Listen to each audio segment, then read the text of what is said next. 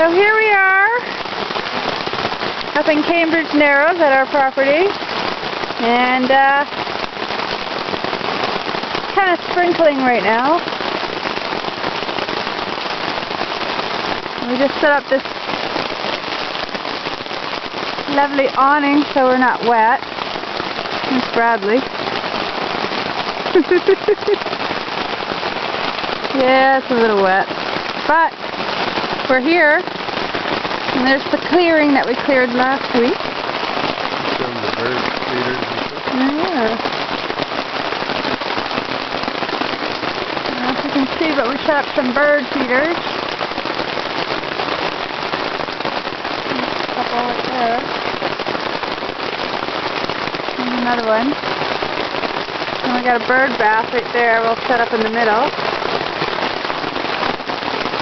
Yeah, this is our little camp.